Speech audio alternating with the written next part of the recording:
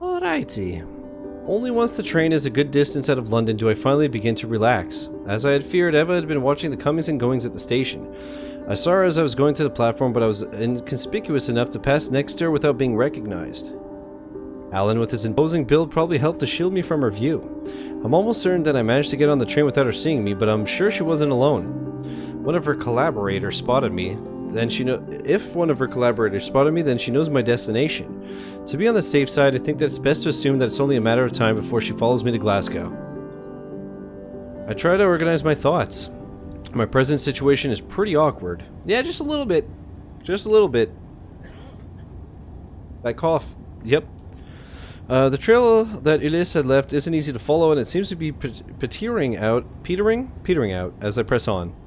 Then again, if he was being pursued by Eva's organization too, I can understand he would have tried to keep as low profile as possible. I hope that this Arthur Pullman will finally be able to tell me more about the record if I do actually manage to find him. I have a feeling that he's not the final stop, considering we're on chapter 4 of 6, but we'll see. For the time being, all I've been able to scrape together are rumors and various contradictory stories. It feels like I have more and more questions and no answers. I realize that I've left Alan embark on this adventure without him knowing all the ins and outs. Why not use the travel time to tell him about my quest? Despite everything, I decide to omit for the time being the supernatural elements of my story.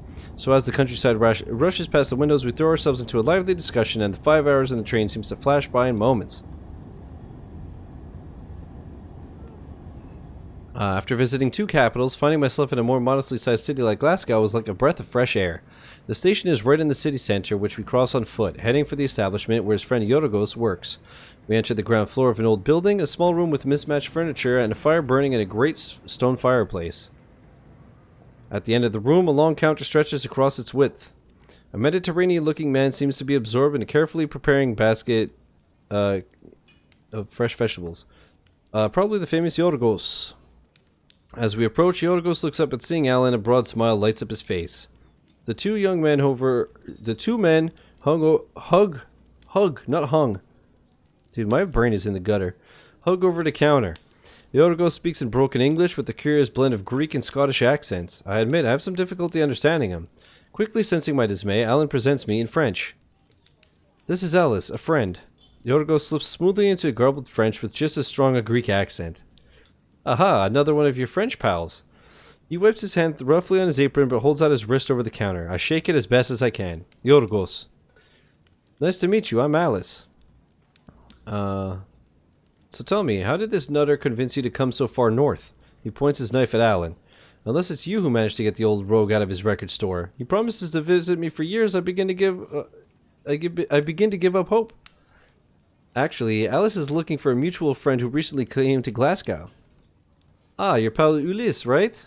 I nod. That's right.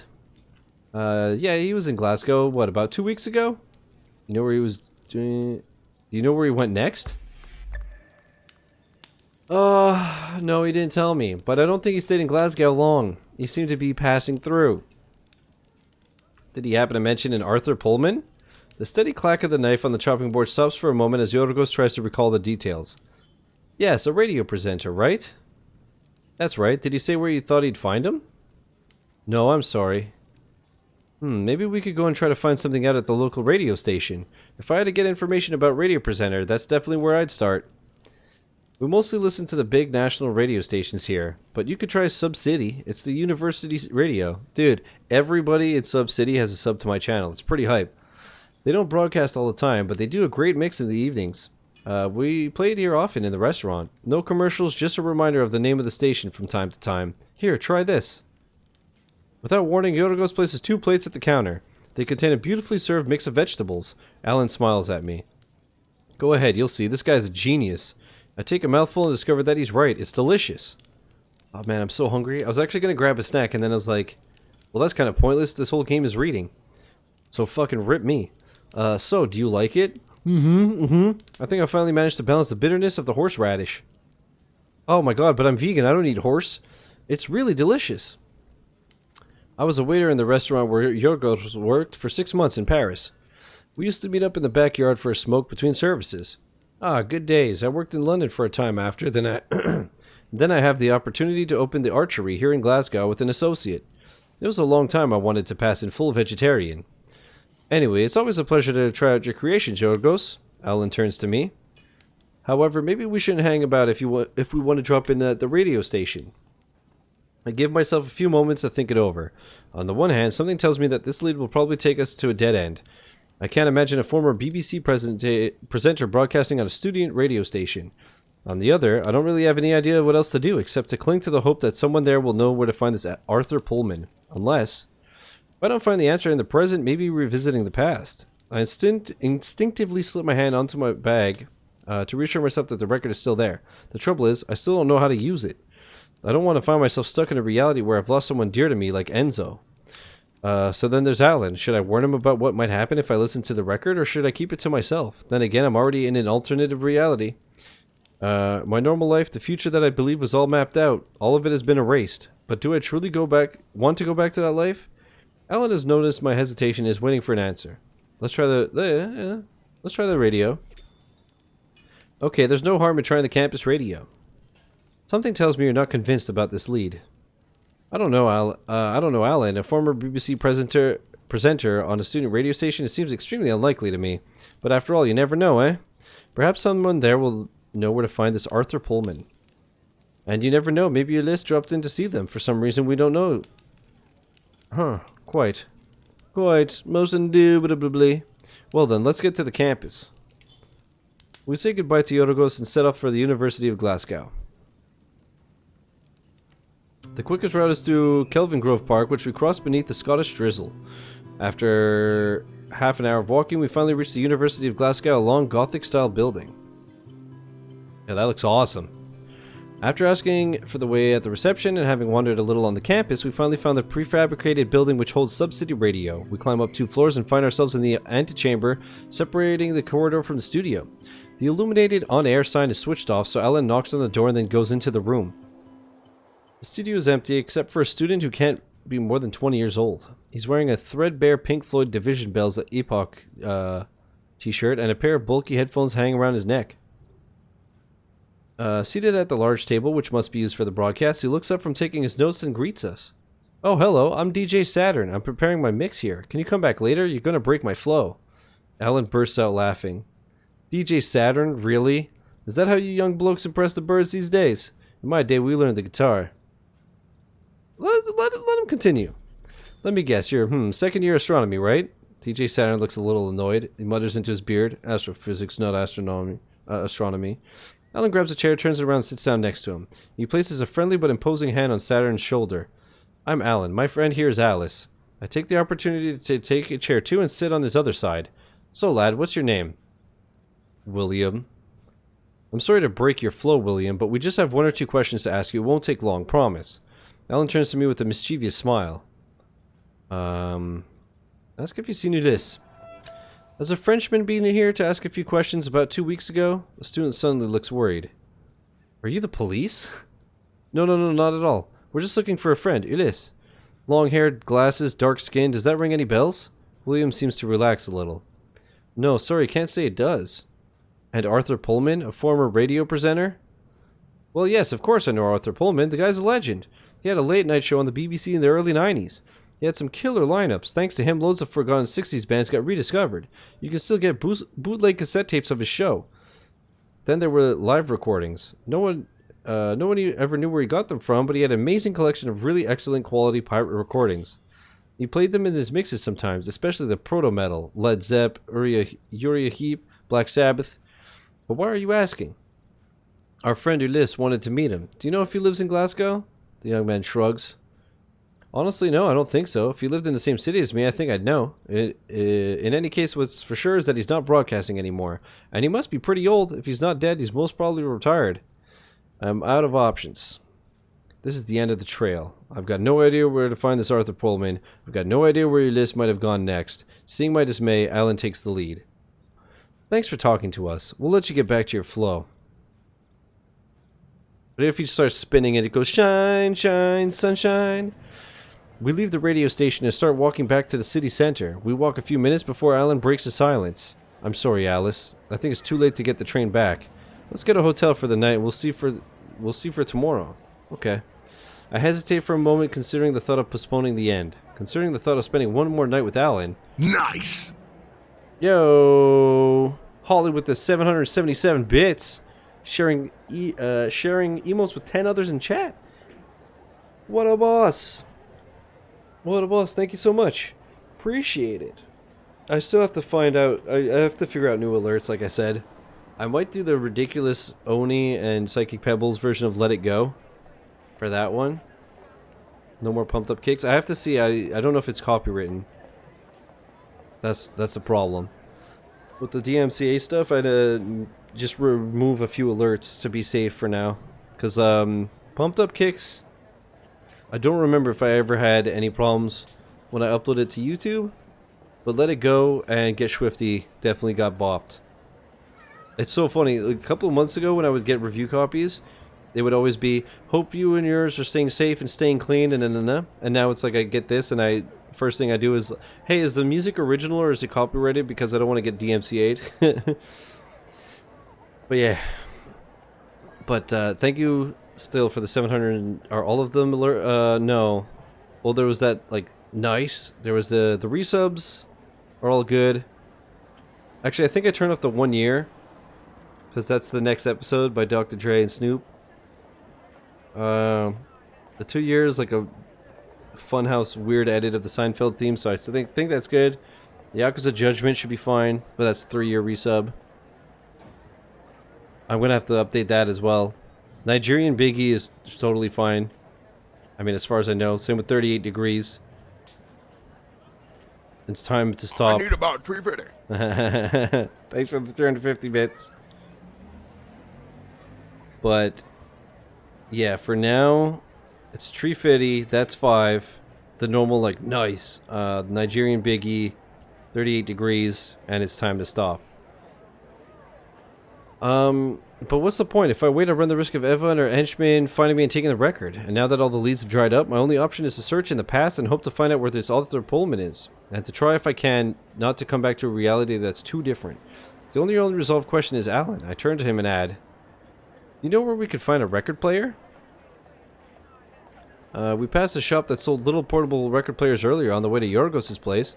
If we don't hang about, it should still be open. But why? Tell him everything. I take a deep breath and tell him everything, all in one go without stopping and without hiding anything in this time. Ulysses Parcel, the record, listening, the upheaval that it made to my reality and my decision to figure all this out. Paris, then London, Enzo's story, Eva and her organization, all of it punctuated with my doubts and questions. Alan listens carefully without interrupting. I finish with, there you go, now you know it all. I hope you don't think I'm crazy. Alan takes me by the shoulders and holds me in his arms for a moment. I understand why you didn't tell me everything straight away, Alice. After all, we've only known each other for 2 days. I won't lie to you, the story of a magic record, well, it'll take a bit of time to get my head around it. I can't imagine how much stress you've been under for these last few days. If you need to listen to the record, we'll find a way for you to listen. And no matter what happens, whether there's magic or not, I'll be there to go with you. You know what? Thanks for your support. He's being really nice. Thank you for being so understanding. I'm really touched that you believe me and support me. We'll talk about it when you get back from the past with Arthur Pullman's address. Until then, I'm ready to put my skepticism aside. Well, I just hope you'll still be here waiting for me to come back. Alan laughs.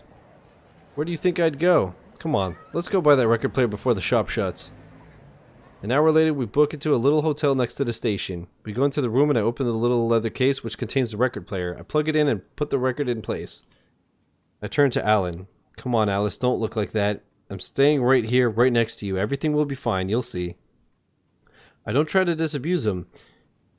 Disabuse? He doesn't believe in the power of the record, and that's probably for the best. I put my hand on the back of his neck and kiss him. If we don't meet up on the other side, I want you to know I had a wonderful time with you. We sit down next to each other at the end of the bed. Holy fuck. I put the headphones over my ears and switch the player to 45 revolutions per minute. Before putting the needle in the groove, I take Alan's hand. Then I close my eyes and let the music take me over. Our percussion intro. I try to focus on Ulysse, how he looks, his voice, his laugh, his smell, his penis shape. The walls of the hotel room begin to resonate, to distort and stretch. The air blazes with iridescent particles, shimmering. Then the world implodes and I am somewhere else. Time collapses. Or this is. There we go. Collapses, fragments of the past, moment splits, years in between, chaotic mess, memories as grains of sound in the everlasting now. The time we met, you saw me first. We talked, we listened. Your life and mine. The boomer. How did I forget about all that? It splits, time folds. Go further back or come closer? Go further back. I go farther back. I'm a child Too far. Too far back. sitting at the piano. Fingers, bass, over and over. The rhythm knocks me back. Time falls on itself again. I focus on the atom heart, the nucleus of what we were, of what we are. Golden light through the window, evening sun, Sunday afternoon. You there on the couch, me at the piano. I look at you, I smile. When you smile back, the flow of time stabilizes into this then, and this then is now. Ulysses closes his book and looks at me concerned. Are you okay? The Teenage Ninja Beatles? You stopped playing all of a sudden. I got the feeling you were somewhere else. No, not great. I feel an M. Night Shyamalan plot twist coming along. No kidding, right? I have a sudden attack of panic, inexplicable and uncontrollable. I guess reliving these moments has upset me more than I expected. And I know that my time here in this moment is precious. Ulysses stands up. I'm gonna get a glass of water. I'll be right back. Don't move. I'll get it for you. While Ulysses goes to the kitchen, I have time to look into the mirror above the mantelpiece. I still have long hair. I'd cut it a month or two before we split up, which tells me that we're probably sometime in the summer before our breakup. We were still happy back then.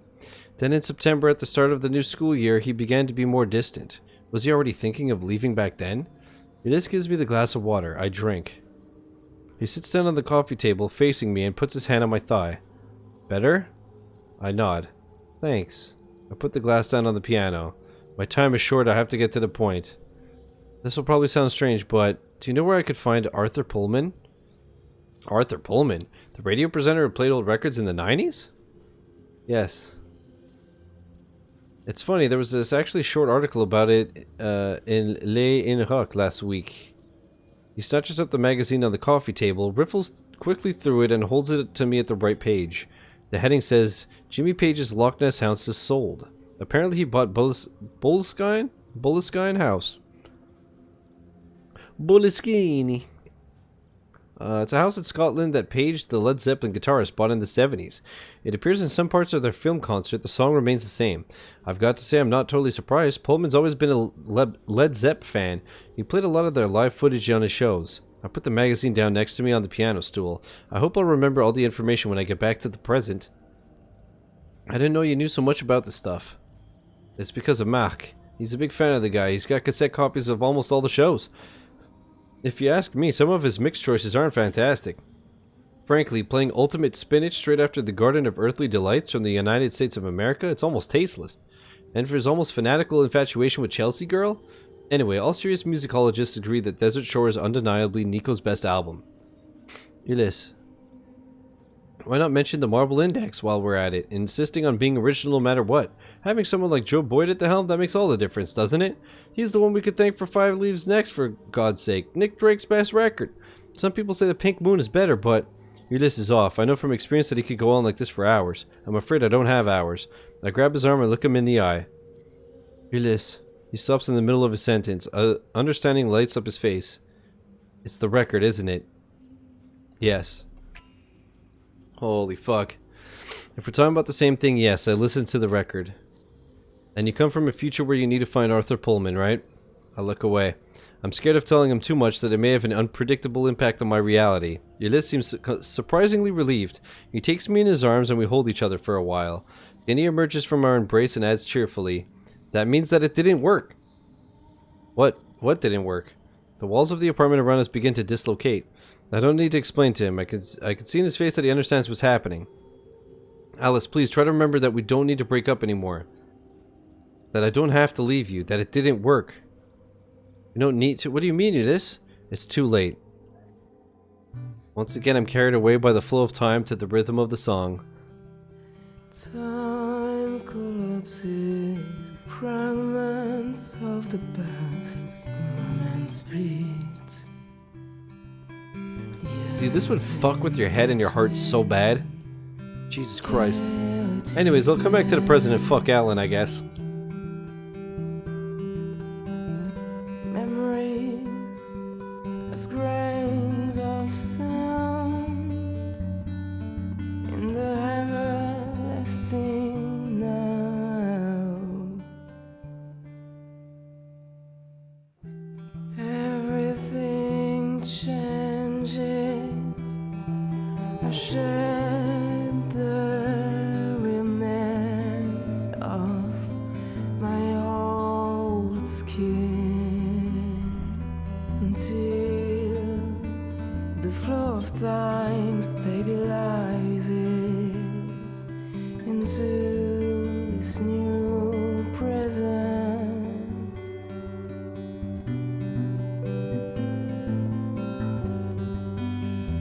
I'm seated in a leather armchair. A jazz record plays softly with the characteristic crackling of a vinyl. I don't immediately notice the older man who is watching me, surprised, from an armchair which matches the one I sit in. What I do, however, notice is that I'm certainly not in the room in the little hotel near the station in Glasgow. I look down. I'm wearing brown suede boots, an A-line skirt, and a tartan sweater. Long blonde tresses frame my face and fall against my chest, much lower than they should. I try to brush away a strand I feel on my forehead, but it falls straight back to where it was, suggesting that short bangs cover my brow. The man facing me clears his throat to try to get my attention. Act as if nothing's wrong. Oh, I'm sorry, I spaced out there for a second. You were saying? The man gives a mischievous chuckle. Good try, but you have to try to do a bit better to explain why you've just materialized in my office. Oh. He speaks with a calm, almost melodious voice with that profoundly British, slightly drawling tone that one usually associates with the aristocracy. Pullman, Arthur Pullman, nice to meet you. I'm Alice. I've been looking for you for some time, Mr. Pullman. Please call me Arthur, or Art if you prefer. He leans forward and holds out his hand. I shake it. I suppose that you've just listened to the record, have you? Believe it or not, but after all these years, that's the first time I've personally witnessed a realignment, and I'd like to thank you for the experience. Someone knocks on the door. Come in. An elegant-looking middle-aged man pushes open the door and places a tray with a steaming teapot and 2 mugs on the side table.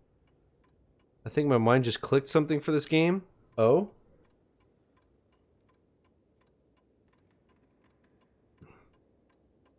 Okay. He doesn't seem surprised to find me here. I thought you might like a cup of tea. He walks over to Arthur and plants a quick kiss on his lips. Right, I'll leave you to talk. Thank you, David. David leaves the room. As you see, for my partner, your presence here is perfectly normal. Arthur pauses for a moment, thinking. Now I suppose that after all the efforts you must have gone through to find me, you have no doubt a lot of questions. Fire away. Realignment. You said that's the first time you've witnessed a realignment? What does that mean? How can I explain this simply? Let's say it's one of the possible effects of the Koros. Koros? Yes, the choir of the gods, if you prefer. That's what we call the vibration on the record during the joining time. She just materialized. What if the guy did that too to create the record, but like, how would he have done it without the record? Oh, fuck. Like, materialize the record?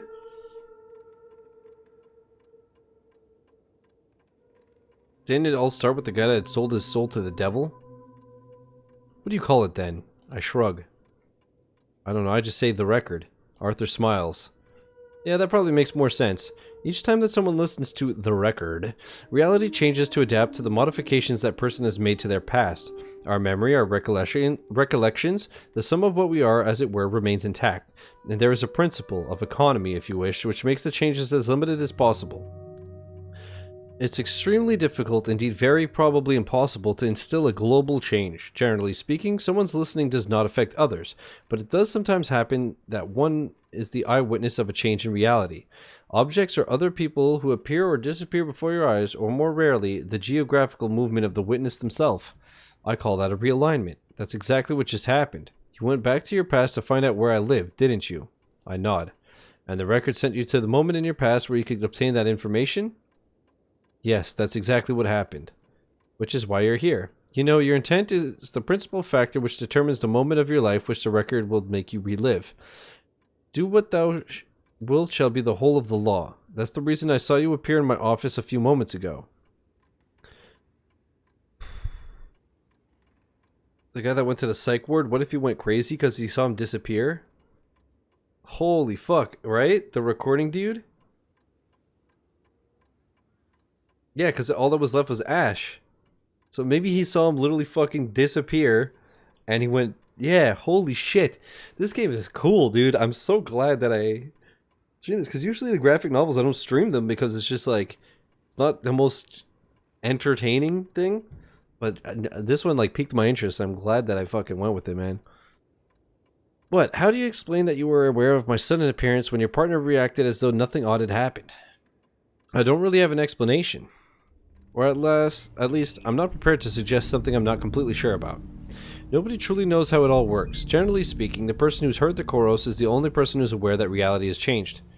I think back to Marie and Robin. That explains why they had no memory of Jean-Baptiste. Perhaps I simply had the good luck to be in the same room as you at the moment of realignment. As for David, he simply wasn't present for that quite singular occasion. For him, he probably arrived at Bullskine earlier, entering by the front door, then we shut ourselves away in my office to talk. This place, Bullskine, I suppose it's got a lot of history? Can you tell me more about how the record works? Let's try record. Fuck it. You seem to know how the record works. Can you tell me more? No is a big word, but yes, if you consider that I'm one of a handful of people in the world who have heard the Koros, I suppose that gives me some authority on the question. What do you want to know?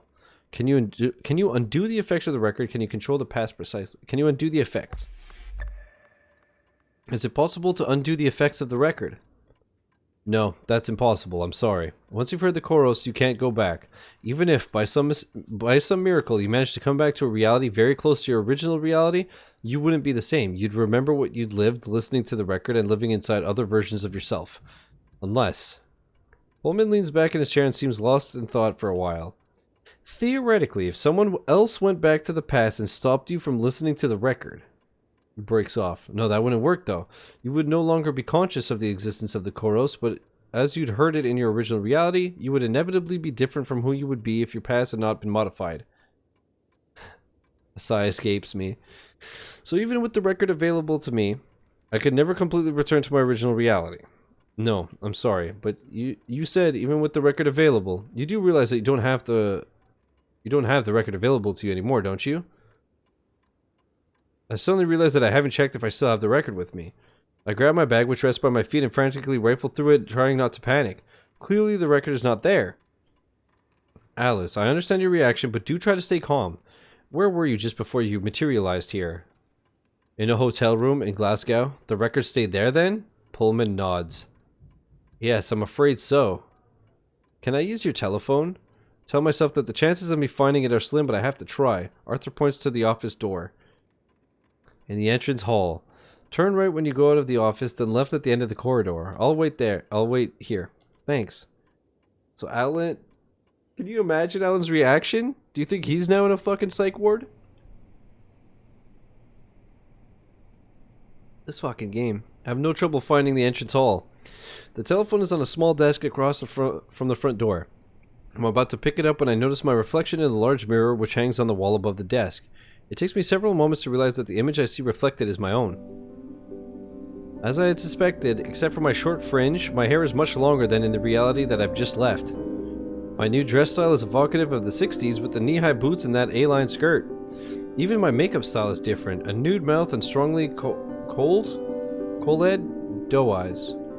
I've always liked that period, the 60s, the music as much as the fashion. I'm therefore not totally surprised to find myself in a reality where I've completely embraced the style. Well, yeah, we saw the girl in the record store and we were like eyeing her down because we were like, fuck, I like that. I like it. I'm therefore not totally surprised to find myself in a reality where I've completely embraced the style. I turn myself away from the reflection and pick up the phone before I realize that I don't know Alan's number by heart. I rummage through my bag, find my cell phone, and see that it's connected to a British operator. The lack of bars tells me that it's not going to be much help seeing as there's no signal here. I look through the directory and quickly find an entry for Alan with a cell phone number. It would seem that I know Alan in this reality too. Considering that he's never listened to the record, the chances that he's in Glasgow are extremely thin, but I have to try. He picks up after a few rings. Hi? Hello, Alan, it's Alice. Oh, hello, Alice, I didn't recognize the number. There's no signal where I am. I'm calling from a landline. Is everything okay? Yes, tell me, are you by any chance in Glasgow? No, I'm in London. I've just been closing the shop with Beth. She can't wait for you to get back. Now she's been landed with all the closings. But aren't you supposed to be in Glasgow? I decided to get to the point before I lose control of the conversation. I've got no idea what Alan knows or doesn't know in this reality. Yes, tell me, would you by any chance have the number of the hotel where I was staying? Hang on, I think you called me from your room a few days ago. I'll check the calls log. What's up, Jesus Ninja? I hear beeps and some swearing through the handset as Alan bows with his phone to get the information. Ah, here it is. Have you got something to write with? I dig a pen and scrap paper out of my bag. Alan reads the number out to me. I tell him I don't have time to chat, that I have to run. He asks me to call him when I have more time. I briskly hang up the phone, then I pick it up again and dial the number of the hotel. As I wait, listening to the dial tone, I realize that I'd scribbled the number down at the bottom of the bill for my stay at the station at Hotel Glasgow. That conversation with Alan wasn't necessary after all, but I admit that it was reassuring to hear his voice and especially to know we're not strangers to each other in this new reality. I explain my situation to the receptionist. She tells me that no, I've forgotten nothing in my room, which I checked out the day before last. I insist. She tells me that actually a woman had come to the hotel in the afternoon and that she'd asked to get back a vinyl record which she had been forgotten in room number 23. The room had been let for at least 2 weeks, but at the woman's urging, she'd finally agreed to check. She'd been astonished when, in fact, there had been a vinyl record on a little travel record player in room 23. So that was, Eva? Or whatever her name was? Fuck. Just got home from dealing with my closing, relaxing now. How goes the gaming? That's awesome, man. Congrats. And the game is good. This game is super dope. She confirms that, yes, of course, she'd let the woman take the record, that she's sorry, but that I had been in room 17, and she couldn't have guessed that the record belonged to me, and actually on that subject, she'd like to know how I managed to get into room 23. I tell her that's not important, however, if she could tell me the name of the person who reclaimed the record, that would be great. She tells me that she had enough thought to ask the name, but that it was a woman, middle-aged, with white hair and wearing a dark pantsuit. I thank her, hang up, and hiss Eva between my teeth before the handset is even resting back on its support. Then I return to the office. What if Eva is like future me? Pullman has changed the music in my absence. He's smoking a cigarette by the window while he waits for me. Oh, excuse me. He stubs it on the ashtray left on the exterior windsill.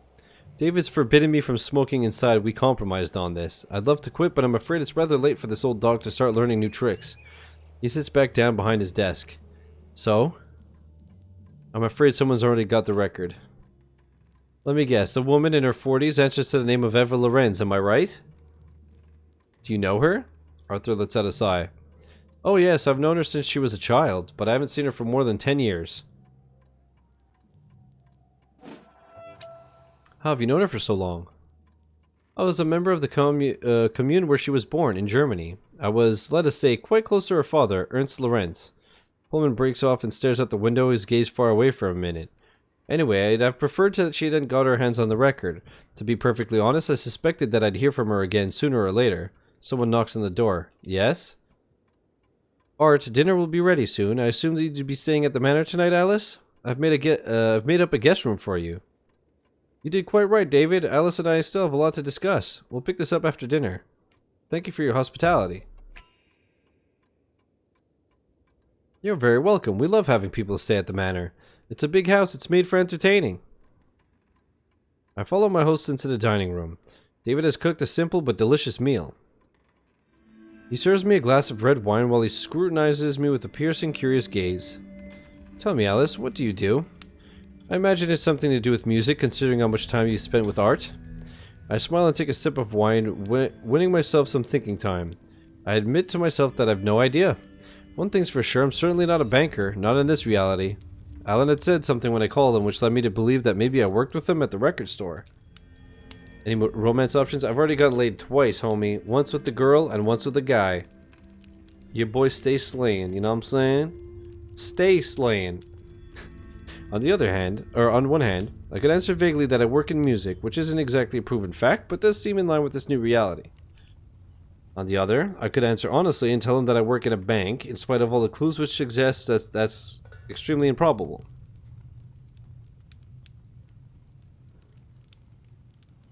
Music. Yes, I do actually work in the music industry. I needed some information about a rare record that only Arthur could give me. David smiles. That doesn't surprise me. Art's a real fount of knowledge. Now that he's retired, I keep pushing him to write something on the subject. What do you think, Alice? Arthur cuts us off. Davy, surely you're not going to interrogate our guest, are you? No, sorry, I didn't mean to pry. I hope I didn't make you feel awkward. I try to put the discussion in a little less prickly direction. How did you get to know Arthur? Can't wait to play the Messenger on Xbox. It's so good, man. Chat, anybody here that likes like old school ass games and all that, the Messenger is so good. It's a masterpiece. Looks amazing, sounds amazing. It's also hilarious. The gameplay is super tight. Highly recommend. I played it twice.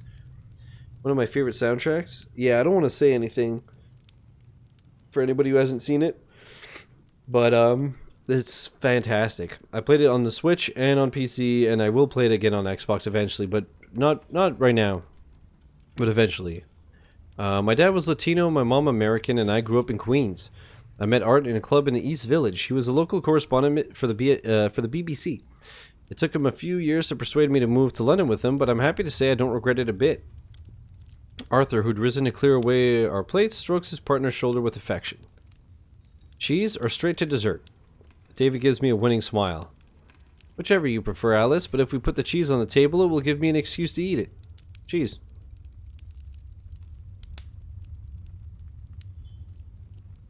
Coming out in August? No, it comes out next week. It comes out on June 25th. I never say no to a cheese board, thanks. Arthur disappears into the kitchen with our plates. I could be wrong, but I'm pretty sure the date I saw yesterday was, let me double check this.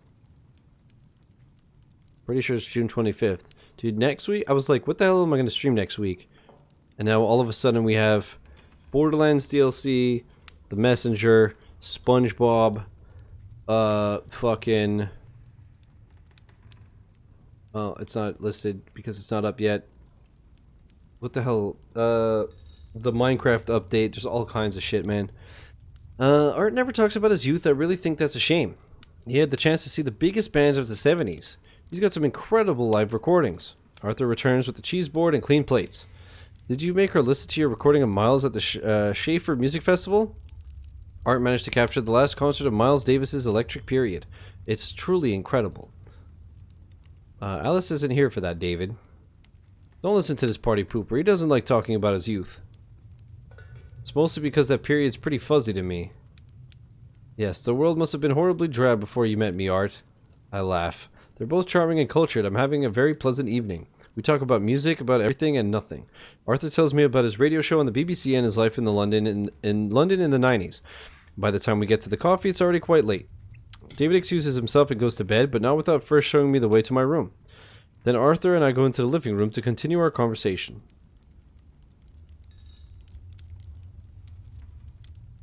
It's a cozy room. There's an old stone fireplace with 2 leather armchairs and a couch placed in front of it. Arthur puts a log on the hearth while I take a... Hearthstone? So hearth, let's say, while I take a seat in one of the armchairs. Can I get you a nightcap? Cognac? Whiskey? I prefer something a bit lighter. Arthur pokes around in the bar. There's a bit of port. Will that do? Perfect, thanks. He leans back at ease in the armchair. I take a deep breath. There's something bothering me. Why have you decided to help me, or what must I do to get the record back? What must I do to get the record back? Do you know where I can find Eva and her organization? Arthur gestures to me to have a little patience. Yes, I think I know where you can find Eva and the record, but I'd like to start by telling you my story. I think, or at least I hope, that this will all make much more sense when you know about my experience. Very well, I'm listening. Pullman takes a gulp of whiskey and puts his glass down on the coffee table. The year I turned 22, I joined a hippie commune in Germany in the south of Bavaria, a few miles from Munich. I was young and I dreamed of freedom. I had a terribly middle class family, and I thought that I had better to get a move on and have a few adventures before my ingrained middle class sensibilities could take root. So I took a ferry for the continent, and I wandered around France and Italy for a few months before taking up residence in that commune in the Bavarian countryside. It was there that I met Ernst Lorenz. For a while he was my mentor, maybe even my friend. He was an extremely cultured man with incredible charisma. He was over 30, one of the oldest of us, which gave him a sort of natural authority. The commune aimed to be staunchly democratic, but in reality it was often he who guided the direction and who decided when a decision needed taking for the governing of the community. Those first years were fantastic. We lived a carefree existence, we cultivated the land, we did a bit of crafting, wickerwork, pottery, to exchange for all that we couldn't produce ourselves. There was music every night, we took acid frequently. But it didn't last. Arthur's face is bleak. No, you're right, and I was naive to have thought it could. Eva was born the year before I arrived. Her mother, a young woman in the commune, died in childbirth. Ernst adopted her as if he were her father, which was certainly a possibility, but was absolutely not a certainty. It was in the era of free love, the concept of monogamy was pretty hazy for the members of the community. Whatever the case, he raised her as his daughter. Even Eva was an odd child. She was clever, precocious, she often seemed more adult than child. I found out years later that Ernst had made her listen to the records several times during her childhood so that she could be liberated as soon as possible from the yoke of reality. I've got no idea what the effects of the chorus could be on such an immature psyche, but I imagine that it must have been a determining factor in the construction of her identity. How did the record fit into all of this? Oh, it was always there, right from the commune's beginning. It belonged to Ernst originally. He never wanted to reveal where it came from. I think his father had discovered it in some way or another, and had it engraved on acetate. Ernst was from a very wealthy family. He created the commune after he inherited the land which belonged to his family. I didn't learn that until later either. Things started to change in the second half of the 70s. Little by little, Ernst's position became more radical. It was insidious, but the commune began to change gradually into a quasi-religious splinter group. The enchanted interlude of the hippie era was ending, but not just in our community. There had always been arrivals and departures in the commune. Then came a time when, without us noticing, the tide changed, the departures became more frequent than the arrivals.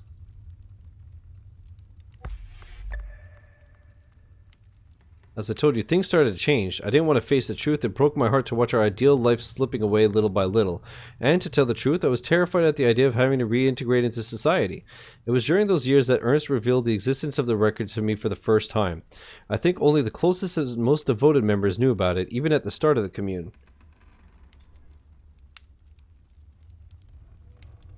Ow. I heard the chorus for the first time in 1981. It was an incredible experience, as it was for all the initiates. I relived the times in the first years of the commune, moments of simple happiness in bygone days. For a very long time I had no idea that the chorus allowed you to change the past.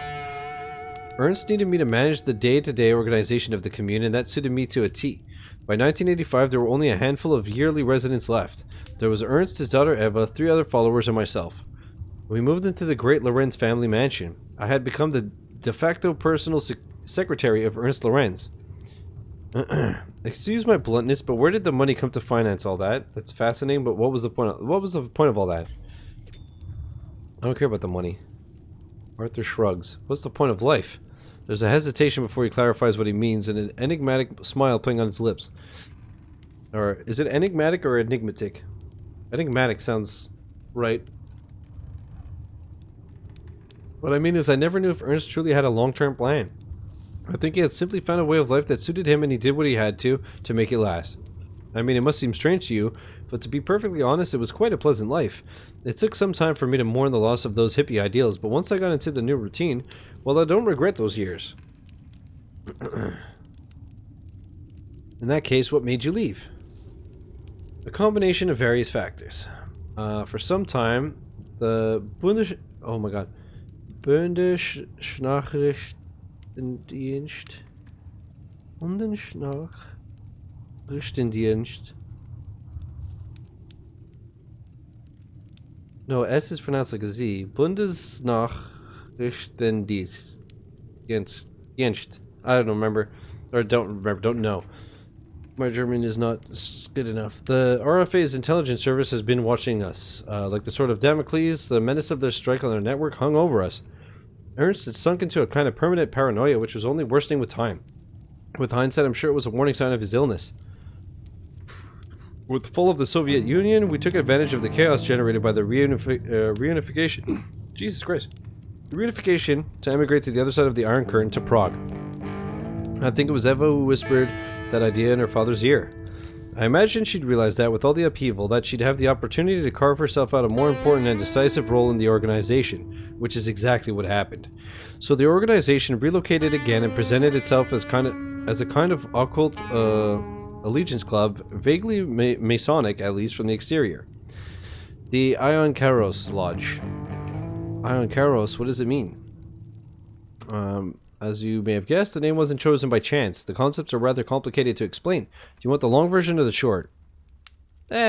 Short. Short version will do, thanks. Arthur smiles. That's just as well. I'm not sure I'd be able to clearly explain the whys and wherefores of the secret doctrine of our organization. As I told you, I was always more on the operational side of things. To keep it simple, the name is connected with the way the Greeks conceptualized time in ancient Greece. Aeon and kairos are two of the terms that they use to define different aspects of temporality. Temporality. That seems fitting. Sorry, I know I'm moving around a lot. My back is just like really stiff again, so I'm trying to get comfy. But yes, as I said, the choice of name was carefully considered. But all that doesn't tell me how you managed to escape. Sorry, you're right. I'm afraid I got a bit off track there. I'll try to stick to the basics, but I could talk to you all night without getting through everything that happened during those 20 years of my life. Anyway, it was the move to Prague which marked the beginning of the end for me. Ernst was suffering from an early onset and aggressive strain of Alzheimer's disease, undiagnosed of course. While we stayed in Bavaria, in the house that he'd always known, I think he managed to counteract his progressive memory loss. In a completely new environment, however, his condition worsened rapidly. Eva became more and more important, finally superseding her father as the head of the organization. Little by little, she moved me to the sidelines. When Ernst died in '91, I really began to question my own commitment to the lodge. I suppose you could call it a midlife crisis, but the fact is, I wanted to change my life. And also, while Ernst and I simply defended our way of life, Eva had other ambitions. She was the most diligent student of the Koros, to which she had access all the time, unlike the other initiates, who had only the chance to listen to the record during special ceremonies, which were organized twice a year.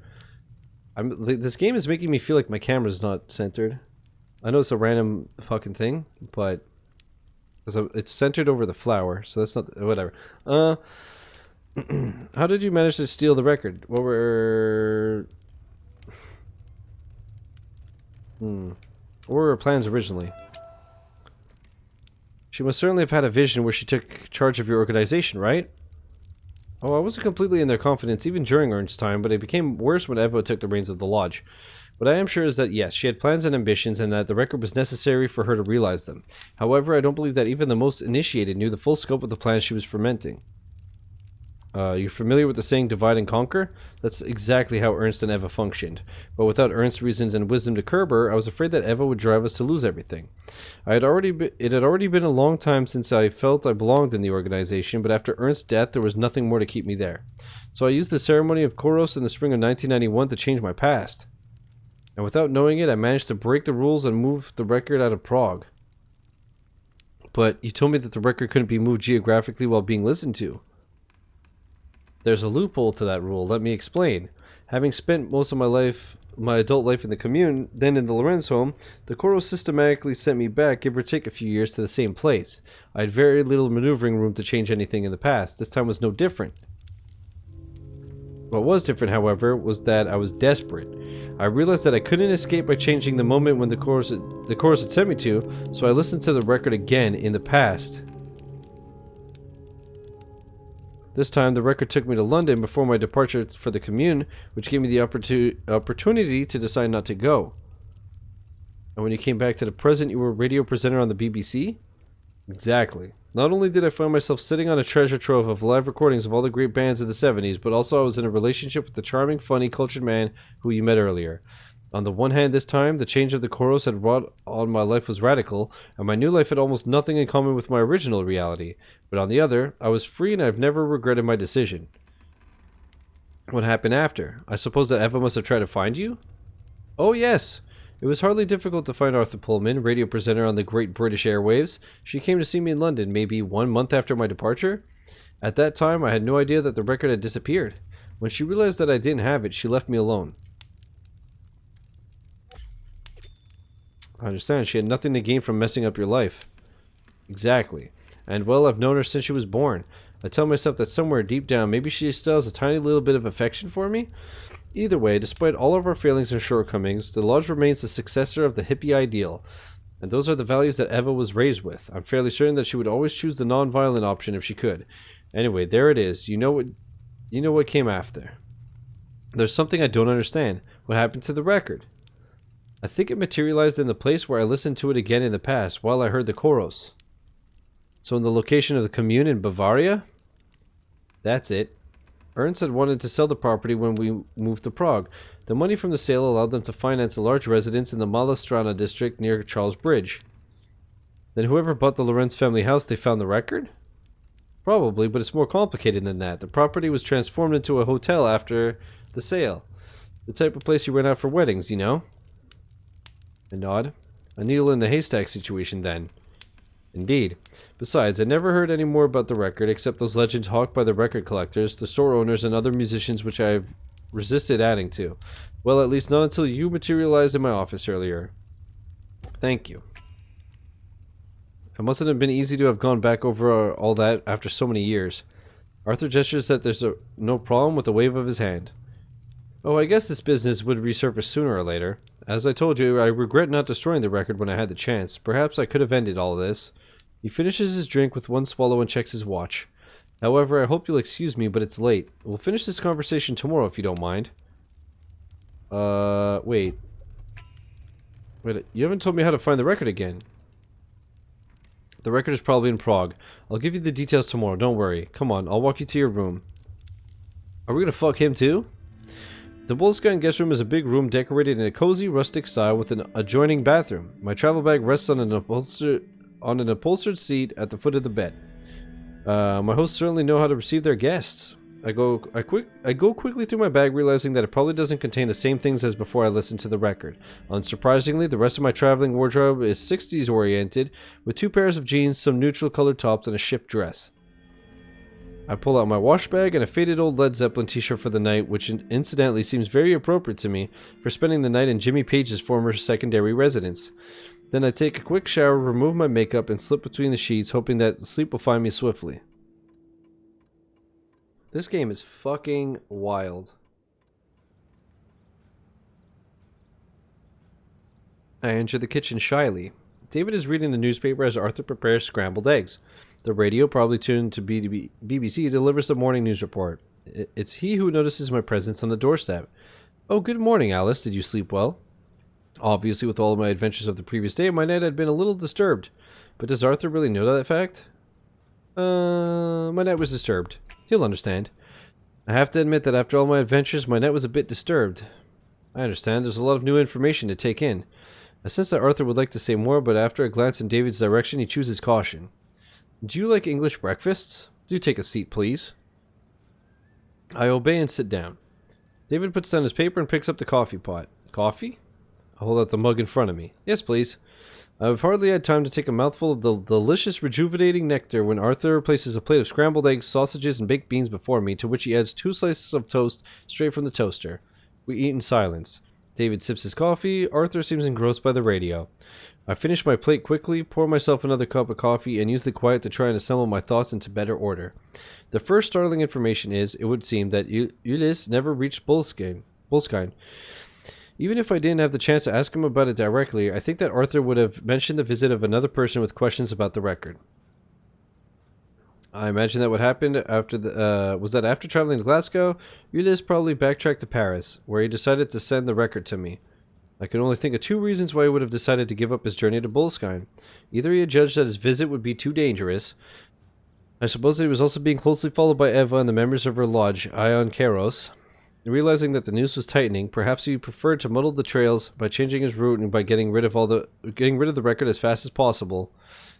The other option is that for him too, the trail to Arthur stopped in Glasgow.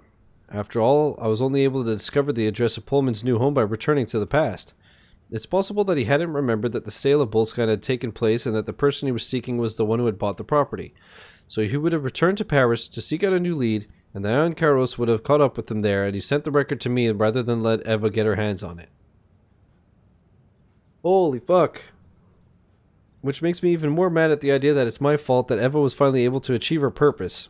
As for me, I find myself stuck in this new present, in this new life that I know nothing about. At least Alan still knows me, which is reassuring. But how about Patrizia, or Enzo, or the other people I've encountered during my journey? If one thing's for sure, it's that there's no way this new Alice leads a tidy little life in Bordeaux. It all seems so far away, although only a few days have passed. Arthur's voice drags me from my reflections. I'm going to pick up the post at the letterbox. If you'd like to come with me, Alice, it would be company for me and it would give us a chance to finish our conversation. David's going up to Inverness to do some shopping this morning. He'll drop you off at the station. My hosts are most certainly perfect. Not knowing how to express my gratitude, I content myself with saying, thank you. I pick up my plate and mug. David gestures me to leave them in the sink. Then, after running to my room to grab my coat, I join Arthur in the entrance hall. We go out. I was gone for like 20 minutes. What'd I miss? Oh my god, Holly. I can't even fucking recap it. Oh. It was, I don't even, my brain is mush right now. I'm not even, here, if this helps. I suggest, watching the VOD after, yeah. Outside the weather is cold and dreary. The green highlands landscape is enveloped in an early morning mist which hasn't yet lifted.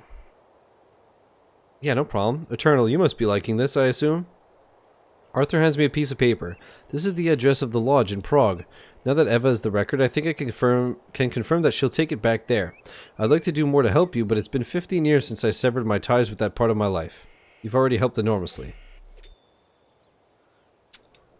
I don't know how I can ever thank you for your hospitality, for all the information you've given me about the record. Oh, there's no need to thank me. As I told you, I do feel rather responsible for what's happened to you. Pullman points to the lane which winds away from the house. The postbox is at the end of the lane near the road.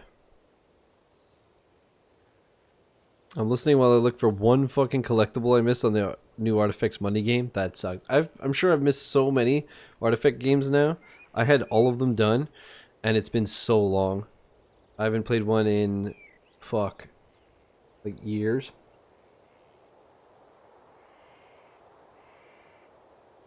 If they're still pumping them out like they used to, I've missed many.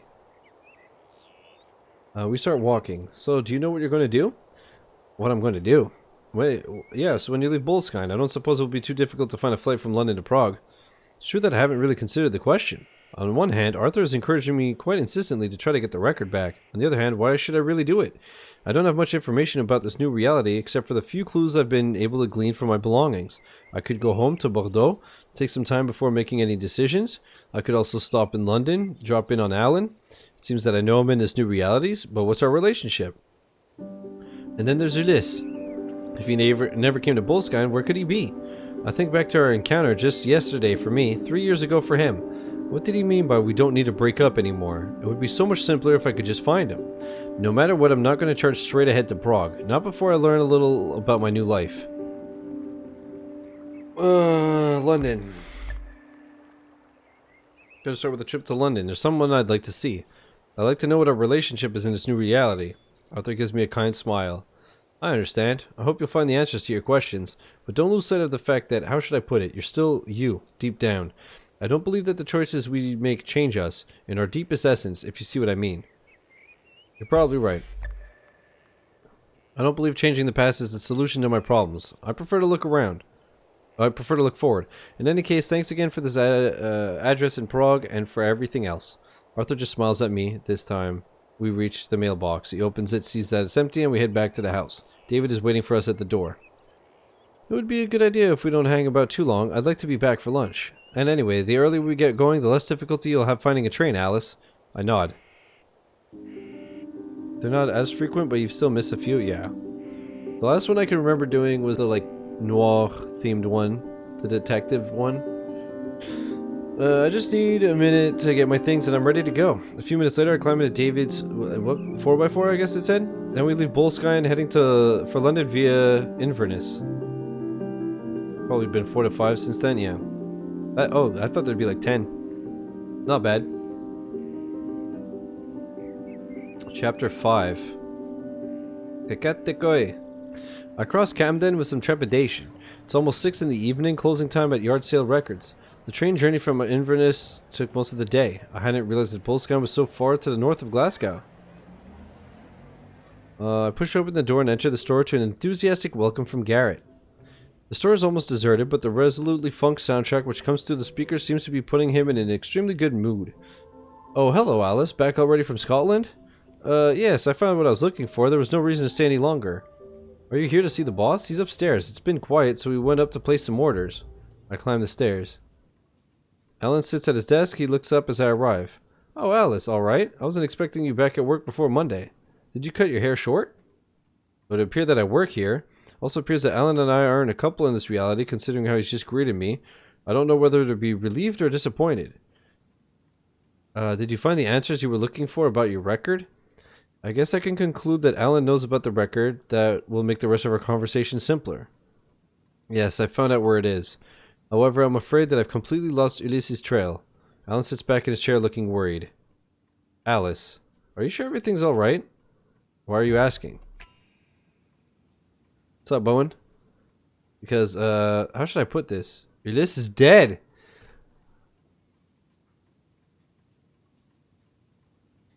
Oh, no!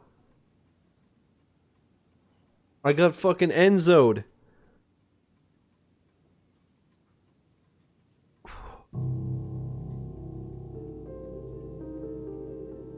In one stroke, it's as if the world is collapsing around me. Alan looks distressed and turns away, allowing me to take the time to take in the information. If Ulysses is gone, then it's because of the record, because of me. For a long time I stayed there tormented, confused before I find the strength to ask, but what happened? It was 3 years ago, Alice, before we met. Your ex died in an accident. That's why you moved to London. Ask for explanations. Listen, Alan, this will probably seem pretty strange to you, but can you tell me briefly what's happened in the last 3 years? Alan silences me with a wave of his hand. There's no need to explain yourself. You warned me that this might happen, because of the record. What do you know about the record? What did I tell you about the record? Alan leans back in his chair thinking. We only spoke of it once or twice. On the anniversary of the date of his death, it was always a difficult time for you. I had got into the habit of spending the evening with you.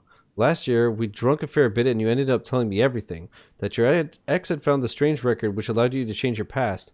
That the record had aroused the interest of some very unpleasant people. That the accident which cost your Ulysses' life was maybe not an accident. That perhaps one day you might come to see me having forgotten everything that had happened since you moved to London. You made me promise not to judge you but to help you if that happened. And you believe me just like that without question? Oh, of course, I asked you loads of questions. We've worked together for 3 years. I think I could say that we know each other pretty well. If a complete stranger had told me that incredible story, of course, I wouldn't have believed them. But coming from you, Alice? Anyway, I'll do my best to fill in the gaps. What's the last thing you remember? Holy fuck, dude. I think back to listening to the record to the moment in the past that it took me to. It was in the summer about 3 years ago. I was with Ulysse and we talked about the record. Do you remember what you decided at that moment? I try to recall. Ulysse, he realized that I'd come from the future. He decided not to leave me. What did I tell you exactly about the accident? He told me that maybe it wasn't an accident, that Ulysse had the record with him and that's how they stole it from you.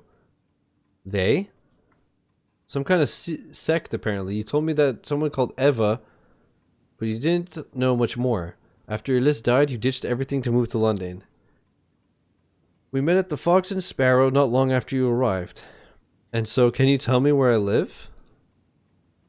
A little flat in Mayfair, not far from here. And were we... I'm not sure how to continue. Ellen understands what I want to say and finishes my sentence. Were we together? I'd be lying if I told you it hadn't crossed my mind. But as you work in the shop, it always seemed a little bit inappropriate. And our friendship is too important for me to want to put it in danger. So then I work for Yard Sale Records? Yes, you do. You needed a job when you got to London. I offered you one to tide you over. And as you did a fantastic job and you never asked to leave, the temporary became permanent. Okay, now I understand. I left for Scotland a few days ago, right? Yes. You had told me you had a lead to find your record and that you had to go up there. You were going to meet someone who you hoped would have information for you. By the way, did you meet him, the great Arthur Pullman? Yes, and he was lovely. As I told you, he disclosed to me that the record's in Prague. What are you going to do then? I realize that I don't have any choice. Ulysse is dead in this reality because of me. I know I can't accept that information, not while I have the possibility to get him back. Not while I have the possibility to set things right to erase this reality, this fake world, no matter what price I have to pay to succeed. I remember Enzo's story. The record stole the love of his life from him. Do I truly have a chance of succeeding? It hadn't worked for him. No matter what happens, I have to try. I'm going to Prague to get the record back. Alright. Alan glances at the wall clock. It's closing time. Give me 5 minutes to help Garrett with everything and I'll walk you home, okay? Yes, of course. Take your time. It's gonna get worse. Dude, I'm sure Alan is next to die. Although Eva was on the like cover, if you want to call it that, of the chapter, I don't know. Quarter of an hour later, we set off toward Mayfair. Alan stops in front of a building in a small street. I rummage in my handbag and extract a bunch of keys. One of them unlocks the door without difficulty. Alan tells me that it's on the second floor on the right. I give him a kiss goodbye, then push open the door and climb the stairs to my floor. I go into a little London studio apartment. Considering the price of the property in the city, I wasn't expecting to be living in a loft. What strikes me, though, is that the apartment seems to be completely soulless, a ghostly reflection of a life which hasn't truly been lived. Apart from a large poster of Belle and Sebastian for their concert at the Barbican, which appears to have been pinned up recently, and a few old Yeye records, the place seems strangely impersonal. Something ineffable reminds me of the apartment I shared with Jean-Baptiste in Bordeaux. But I chased that thought from my mind and opened the refrigerator, hoping not to find it completely empty. After a frugal meal and a long hot shower, I roll myself into a blanket on the sofa bed which I can't be bothered to unfold and let weariness sweep me away. The day after, first thing, I jump onto a tube for Heathrow Airport, hoping my bank account in this new reality will allow me to pay for a London-Prague flight without too much difficulty. I was just going to say, she has flown and traveled 8 times in 4 minutes. I hope that you still have money.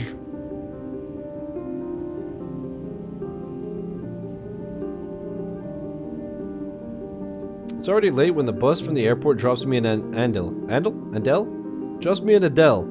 I land. She says hello. The first flight I was able to find left in the early afternoon, with the time for check-in and all the security checks. Yeah, I've been playing this all stream. It's been a little over 3.5 hours.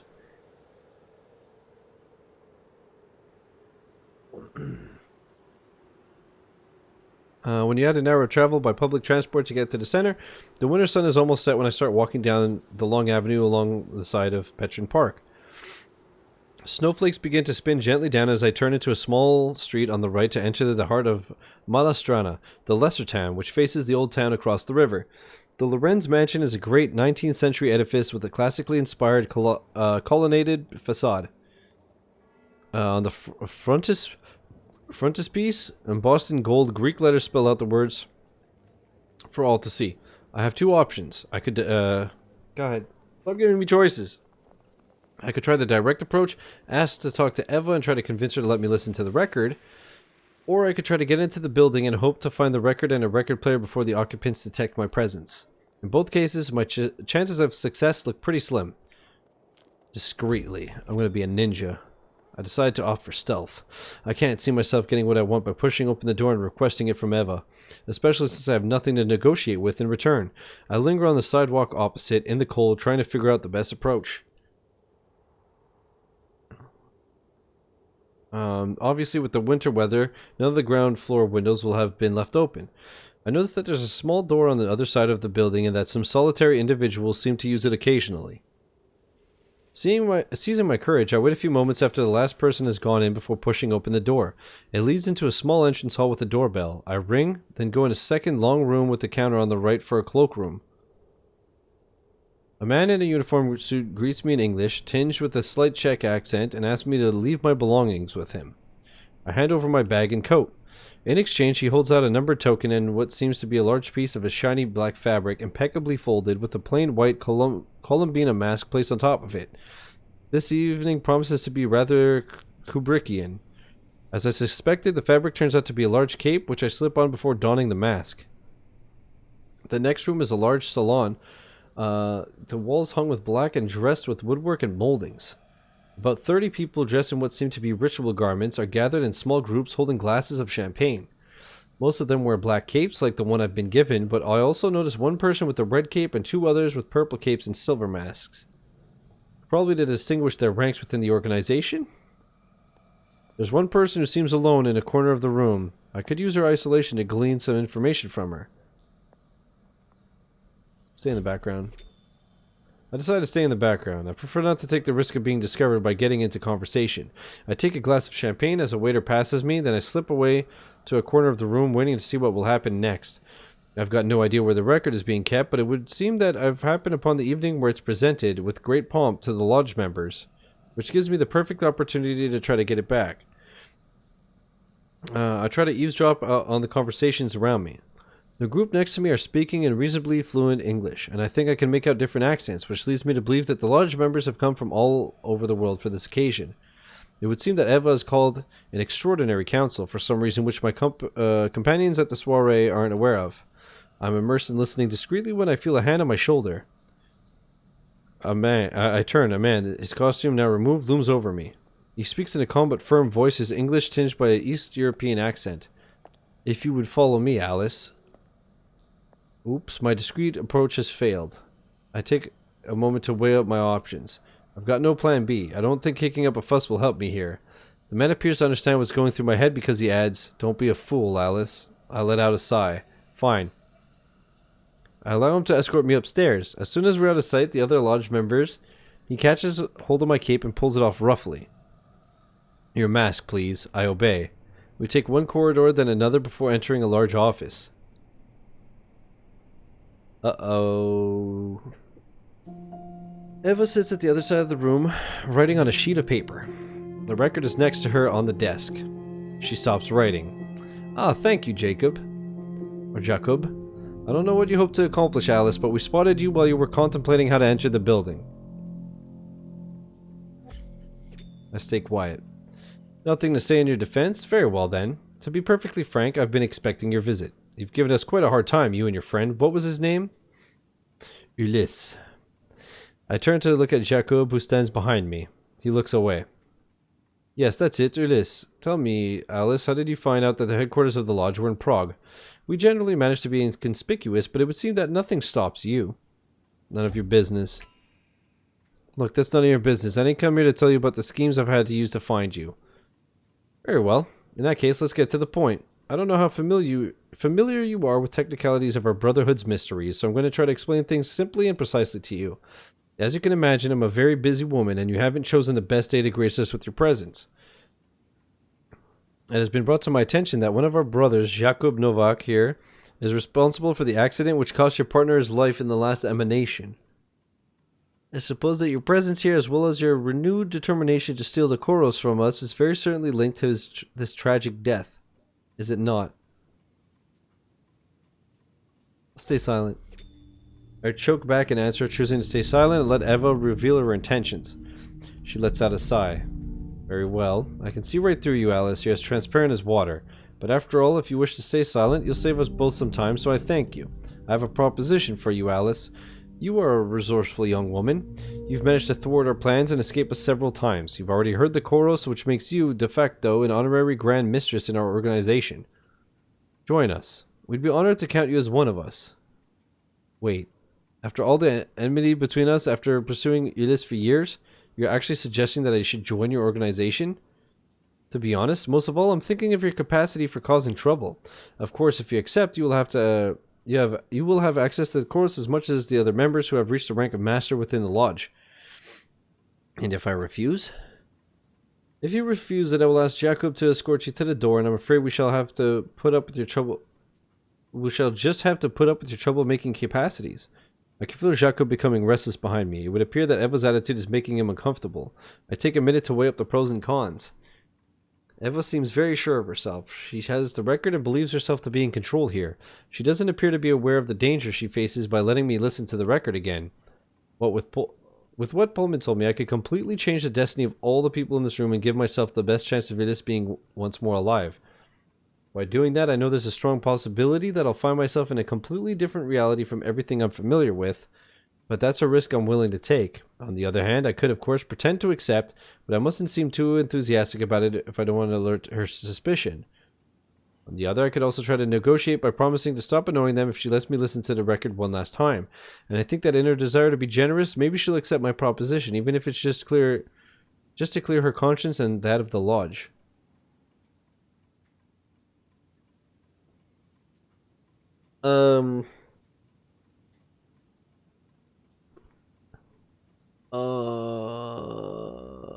I don't know.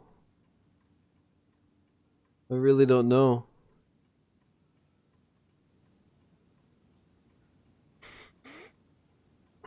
I think I'm going to refuse and ask her to let me listen to it one last time. I'm sorry, but I have no intention of joining your ranks. A shadow of anger sweeps across Eva's face. I have a counter-proposal for you, however. Let me listen to the record today one last time, and I promise to leave you in peace. Eva glances at Jacob, who still stands behind me, and her expression changes from anger to doubt. As I'd hoped, the presence in the room of a member of the organization who feels responsible for the situation seems to play in my favor. I remain quiet, hoping she'll take the bait, which she finally does. Do I truly have your word that you won't try to contact the lodge again or try to steal the Koros from us if I let you hear it this evening? You have my word, truly. What's up, DDA? She allows herself some thinking time. As all I wish for the lodge is that it should have more peaceful ownership of the Koros once more. But, in my role as the sovereign protector of Ion Karos, I cannot go against the principles of our brotherhood. I know that Mr. Novak has been strongly affected by the accident which cost your friend his life. In order to ease his conscience, and for this reason alone, I am prepared to accept that you listen to the record one last time. In turn, I ask you to give me your word that I will never hear from you again after this evening. Eva holds out her hand across the desk. I shake it. I'm so pleased we've been able to reach a mutual agreement. The lodge has detested violence since it began, as perhaps you know. She looks up at Jacob, who still stands behind me. I turn to him. Alice, I am truly, truly sorry for the accident which cost your friend his life. I sincerely hope that the Koros places you in an emanation in which you can find him again. What happened? What exactly happened? We thought he had the record. We confronted him to get it back. He tried to run. He was hit by a car. He was killed on the spot. It was more than 3 years ago, but I still think about it every day. Once again, I am so sorry for what happened. Let's hope the record gives him back to me. Jacob lowers his head in agreement and then returns to his place at the end of the room near the door. Eva checks her watch. Right, it's almost time. I'm gonna have to get ready to host the council. Jacob will accompany you to the prayer room. Given the somewhat strange circumstances of our presence here, you will hear the chorus at the very end of the ceremony. It's been 13 years since we had a new inductee in the Brotherhood. I hope you will be able to respect our rights. I'm counting on your sense of decency and your discretion.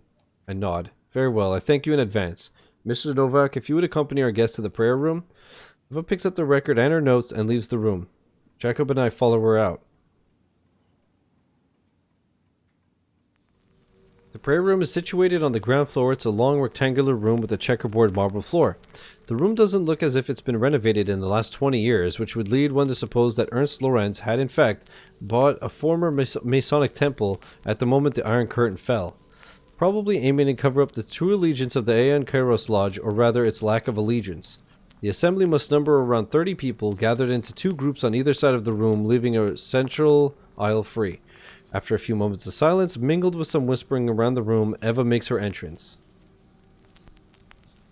She walks with a measured step to the other side of the room, mounts the platform there, and addresses the assembly in a strong, clear voice.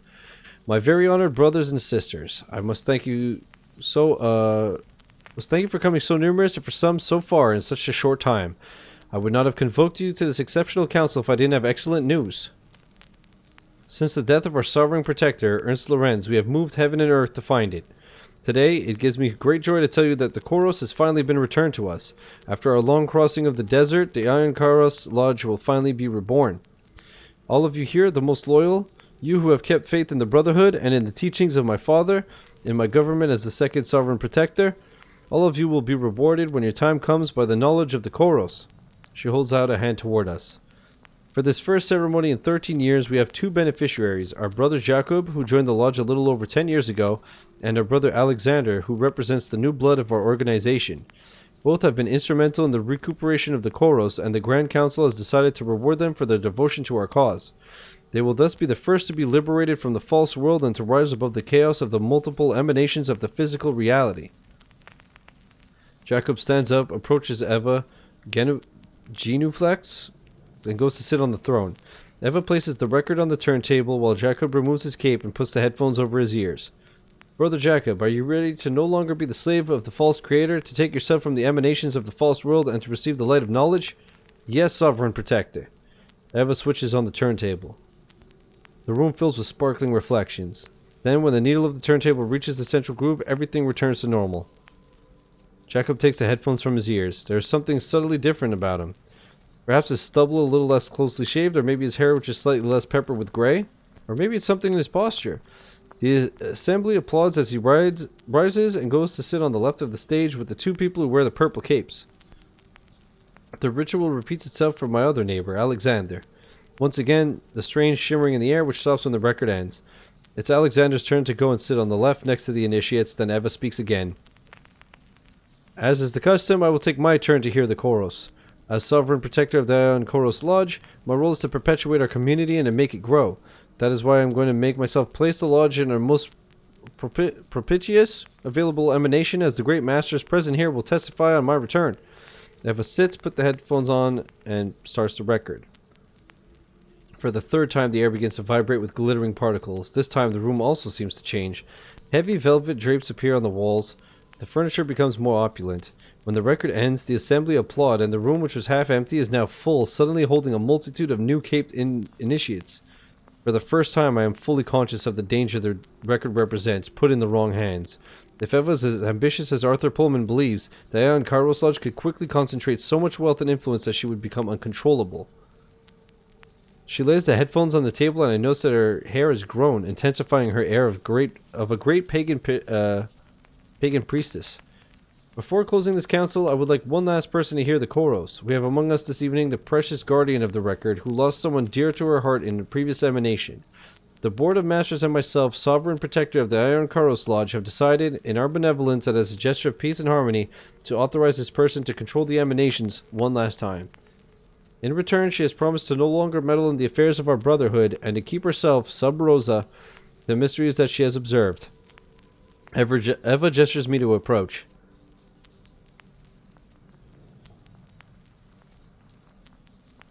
Alice, if you would take your place. I sit on the throne, place the headphones over my ears, then I start the record. A guitar note pierces the air, almost feedback. The eyes of the assembly are fixed on me. Sparkling reflections emerge.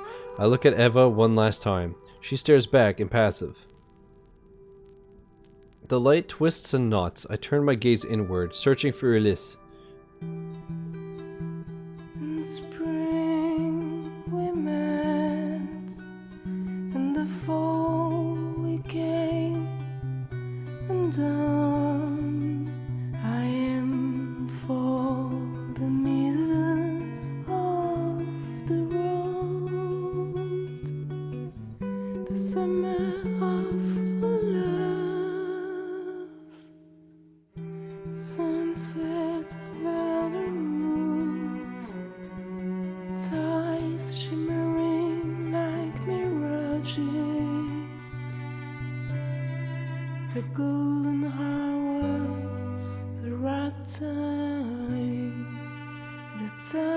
put the recall clean, the time to bring you back from the mist of oblivion. A new emanation. I put the headphones down as you enter the room, sent to my moon. Alice? Ulysses comes into the room as the record I'm listening to ends. I remember this moment. What I hadn't noticed the first time I lived this moment was the record that he had under his arm. A 7-inch with a white sleeve. I thought you were going out this evening. He walks over to me, bends down to my height, and plants a kiss on my lips. His hands tremble slightly. He seems shaken. Get to the point. Ulysses, I don't have much time and I have a lot to tell you. Ulysses backs up and looks at me concerned. What do you mean? What is it, Alice? I point at the record which he has laid on the coffee table. Have you listened to it? Yeah, I just bought it. It was part of a batch of psychedelic, a big collector by the bay. It was the weirdest experience I've ever had, but how do you know about the record? It's an acetate, probably unique. Ulysses, what I'm going to tell you is going to be hard to believe. I'm going to ask you to trust me. Ulysses nods and replies without hesitation. Of course, Alice, tell me. Be completely frank. I've come from the future, Ulysses. The record allows you to change your past when you listen to it. In this future, you're dead because of this record. Alice, you're scaring me. I'm very serious. My time here in this moment is limited. It's vital that I listen to the record before I get sent back to the present to avoid that the future I come from happens again. I'm going to ask you to promise me just one thing. When I finish listening to the record, you take it and you disappear. I disappear? Leave Bordeaux. Don't try to learn more about the record. Just keep it in a safe place, please. It's the only way, Ulysses. I'm sorry. With a bit of luck, I'll still have the memory of the future after I listen to the record, in which case I'll tell you everything. But if I don't, I'm going to ask you to trust me. I take the record from the coffee table and put it in place on the turntable. I pick up the headphones and before putting them over my ears, I glance at Ulysses one last time. Give him a sign of affection or say something reassuring? Sign of affection. I lay down the headphones, go over to Ulysses and take him in my arms tight. Find me in 4 years. If I haven't been able to tell you everything before that, I'll explain everything then. He returns my embrace before kissing me passionately. I sit by the record player and prepare to put on the headphones. Alice, wait, please. I pause. You know you have all my love and trust, but do you realize what you're asking of me? Sigh escapes me. Ulysses, I'd like to have the time to tell you more, to tell you everything, but my consciousness could leave this moment in our past at any minute, and if I hadn't listened to the record before that, it could be a catastrophe. Ulysses watches me with bewilderment as I finish putting on the headphones. Unless it's sadness or simply affection? Ah, shit, I double tapped it. I don't have the right to hesitate not to change my mind. I don't want to let Eva have the record. I want to make it as likely as possible that Ulysses will still be alive in my new present, even if it's at the expense of my reality, of my identity. I take a deep breath, then, with renewed determination, I place the needle in the groove. The music hits me and engulfs me like a wave of sound. The living room of our little apartment gleams as though filled with underwater sunlight. The air vibrates with the sonic surf which submerges my consciousness. I am carried away on the tide as the last rays of sunset vanish behind the Bordeaux rooftops.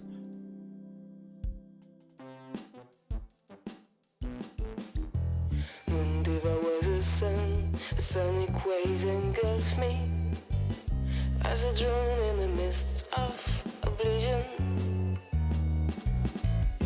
I sacrifice my whole self on the altar of your survival. Lost and found, my soul is torn in pieces until nothing remains. My old self is lost. I'm laid bare before the creation. Someone is by side, asking for my affection to share the days, to share the nights of my new reality.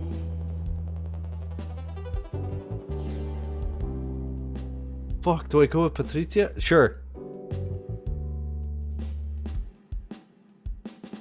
Your hands are on me from the shadow of you. I take it, our essences melt, and our lives are intertwined.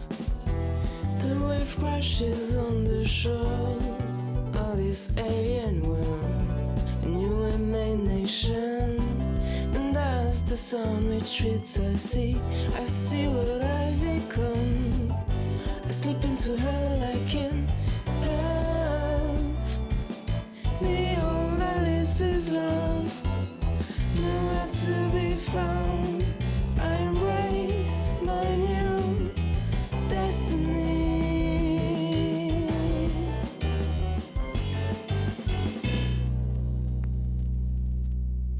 I'm folding the last of the clothes in the fitting room when the doorbell rings. Samira gestures me to me not to move. I'll go. 6 months. 6 months have passed since Prague. Life has resumed its course. At least another life. In this life I work in a clothes store in St. Wen near the market. We sell quite a lot of vintage, small designers, and it shows in my own style a lot. The nicest part is living in Paris, enjoying the concerts and exhibitions to the full. Samira accompanies our last customer of the morning to the door and comes back to me. It's after 12. Shall we go to get some lunch? Okay, but I'm having lunch with Patrizia today. Oh yes, that's true. It's Friday already. You can join us if you want. No, that's kind of you, but I'm going to go get a sandwich at Mustafa's. Okay. I let Samira out, lock the door, and go up the street toward Jules Val's market while Samira heads down toward Klebe? The weather is pleasant, late spring has finally settled in the capital, and it warms the streets with revitalizing rays of sunshine after months of grey, rainy winter. So I loiter a little, looking in the windows. Patrizia beams when she sees me arriving at her pitch. We kiss. In this reality, I share my life with Patrizia. It's a kind of explosive relationship, but the good times are so good that I can't imagine myself with anyone else. How are you, Bella Mia? Top of the world. And you, my love? Patrizia lets out one of those deep Italian sighs that only she can make. It's quiet today. In that case, why don't we go and eat at the Café du Commerce instead of a sandwich at your stall? What do you think?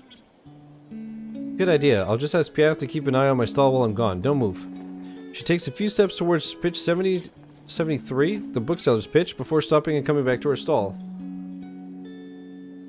Holy yeah. She takes a postcard from above the counter and holds it out to me.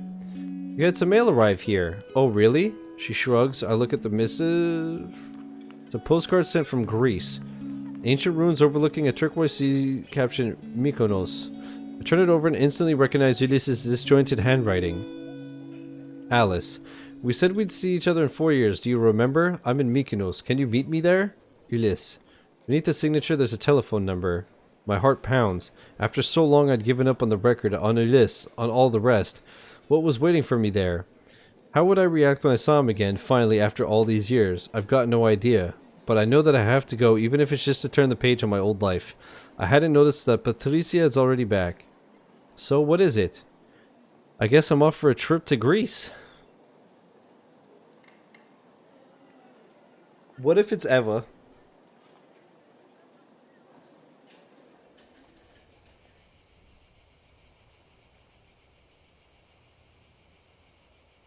Okay, oh, fuck. I don't know how long this is going to be, but I'm going to pause it just because I really have to pee. I will be right back.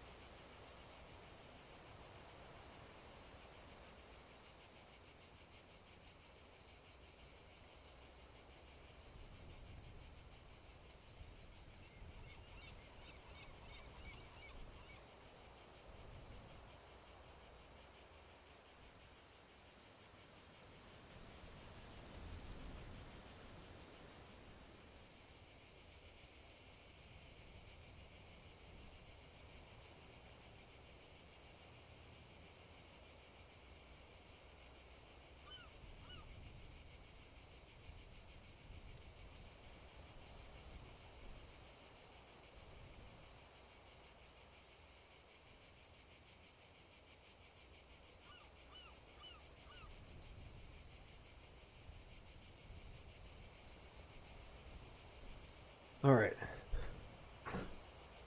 The lane that climbs up toward the village is steep. The bus dropped me at the bottom at the junction with the main road. The glaring light of the June sun cast the terrain of the island into stark relief, and the last few hundred yards left me to traverse seemed almost monumental to my eyes. I stopped for a while in the shade of an olive tree. The white plastered houses are sharply etched against the ultramarine of the Greek sky. The quiet is absolute, punctuated only by the cry of seagulls and the buzzing of insects. I start to climb again. The main street leads to a shady little square. On the northern side, a cafe with an awning. I go over. On the left, a group of old men sit around a table playing cards, cigarettes hanging from the corners of their mouths. On the right, a young woman drinks her coffee as she reads the local paper. Further away at the back, Ulysse watches me arrive. I walk over to him, trying to control the galloping of my heart. I'm not sure how I should behave, how I should greet him after all this time. Give a sign of affection. I bend down and kiss him on the cheek. He seems a little startled, but says nothing. Did he expect more affection? Did he expect more reserve? I can't tell. I need closure with this Ulysse, this man who I used to know like the back of my hand, and I need to face the fact that we have become different people. Not knowing what to say, I smile shyly. He smiles back at me, and relenting, he breaks the silence. Alice. Then it's my turn to acknowledge him, to affirm that I know who he is and as he's done for me. Ulysse. Thank you for coming. He raises his hand to attract the attention of the waiter near our table. A few minutes later, they bring us a bottle of raki and a carafe of ice water. Or carafe? I don't know. Ulysse takes a mouthful and lets out a long sigh. I don't know where to begin. I've dreamed of this moment for so long, when we'd finally find each other after all our wanderings. And now when you're finally here, right there in front of me, I can't find the words. I understand. After all these years, it's difficult for me too. Ulysse laughs. Tell me, Alice, what's your life like? You seem different, and yet I also get the sense of finding you again. I don't know if what I'm saying makes the least bit of sense, so tell me, are you happy in this reality? I don't know. I mean, she seems happy. She said she wouldn't change her relationship for the world, and she seems to like her job.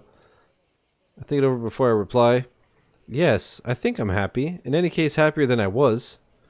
I promise you I did everything I could to spare you. I sacrificed our relationship so that you could be free of the record, but in the end, it didn't work. What do you mean you sacrificed our relationship? He just takes a deep breath. In the original reality, we were together, we were happy. You were in a band and you helped Mark and me join the store when you could. I tense up as I realize what Ulysse is telling me. Somewhere deep down I had already suspected this. I decided not to interrupt, to let him go on. That damn record came into our lives and turned everything upside down. We wanted to understand what it was, where it came from. We followed up the leads together. Find Paris, then the commune in Bavaria. First Paris, then we were in London when it happened. We were preparing to go up to Boleskine to meet Arthur Pullman. That's where the Ion Kairos Lodge caught up with us. I was scared. I wanted to protect you. I went back into the past and I changed reality. I put you somewhere safe in a world you never heard of the record. I get it is. The record, it corrupts everything it touches.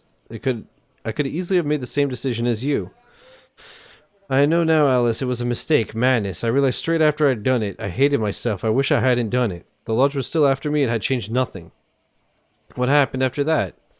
I abandoned the idea of going to Boleskine. I thought the lodge knew that was our next destination. I was almost sure I would be intercepted by Eva or one of her fanatics. I backtracked to Paris. When I realized they were still on my heels, I sent the record to you in Bordeaux to prevent it being stolen from me. And sure enough, my intuition was right. They tried to steal it that very night. I waited a few days for them to let their guard down a bit, then I took a train for Bordeaux, where I discovered that you were gone. I started to track you down, first Paris, then London. Each time I missed you by 1 or 2 days. Then there was a void, a sensation of drowning in nothingness of the cosmos. It seemed to last an eternity or perhaps a second. I don't really know what happened. When I regained consciousness, I was here in Mykonos with the record in my suitcase and a vague memory of the precise moment in the past when you'd arranged to meet me in 4 years. What did you do after that? It took me some time to find my feet. I was at the other end of Europe. I tried to understand what had brought me here. Then I tried to find you, and that wasn't a mean feat from Mykonos with my limited finances. You got my postcard, I got your phone call, and now here we are. Right, now it's your turn to tell me. I've got a feeling that your adventures have been even more exciting. I take a deep breath, and then I tell him everything, from the beginning all in one go. Bordeaux, Jean-Baptiste, who I hadn't thought of in months. The record, Paris, then London, Patricia, then Glasgow, listening to the record again, Arthur Pullman, discovering Ulysses' death in a new reality, Prague, finally my new life. He listens carefully without interrupting as the sun descends little by little towards the sea, lengthening the shadows beneath the awning. Then I stop talking. Ulysses takes a minute to take on board all of this new information. So I was dead and you brought me back to life by changing the past? Yes. Now I understand that sensation of emptiness which I had trouble shaking off when I woke up here in Greece. By the way, you haven't told me why you asked me to meet you here specifically. Wouldn't it have been simpler to meet in Athens, or at least near an airport? Ulysses gives me a roguish smile. There's something I wanted to show you. Come on. He stands up, picks up his fat hiker's backpack, which leans against a table leg, and slips it on. Then he digs a few coins from his pocket and drops them on the table to pay for our drinks. We cross the village in silence and go down the road toward the coast. After several hundred yards, we reach the site of an archaeological dig.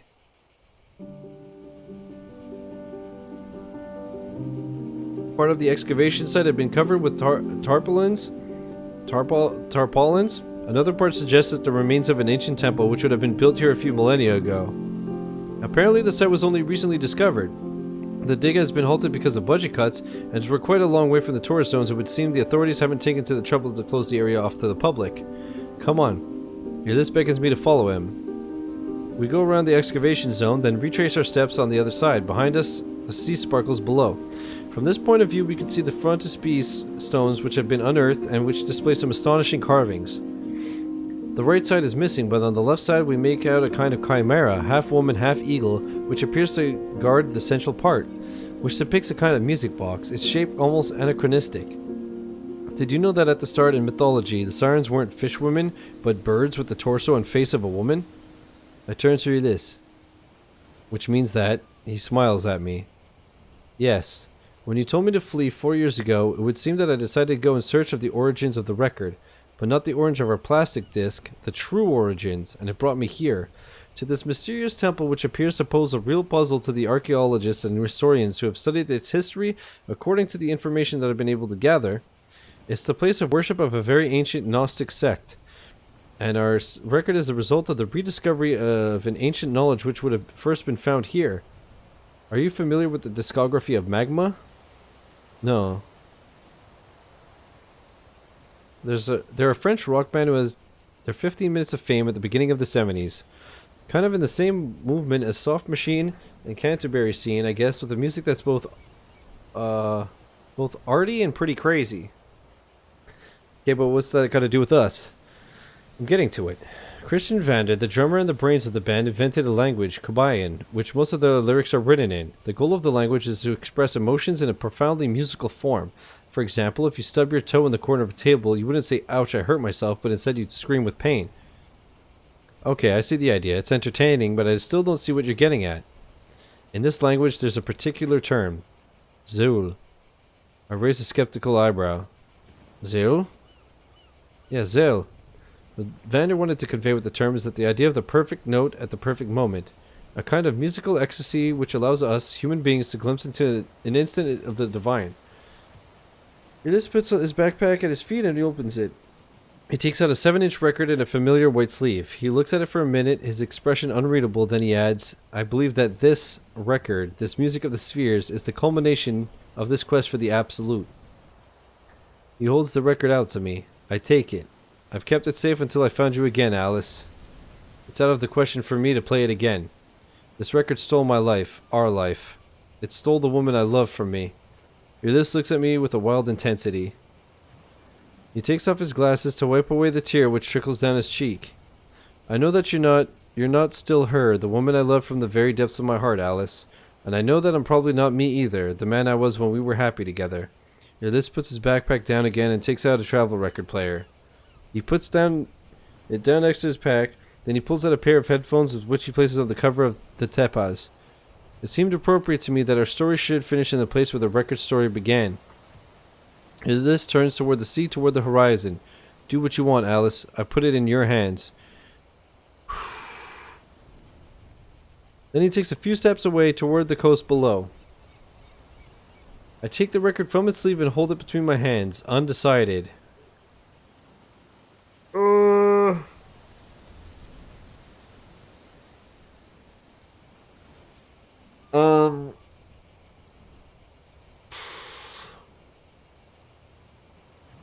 I don't know.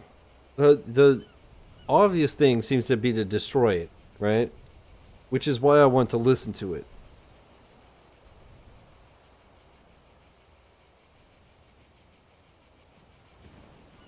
Oh, I really shouldn't listen to it.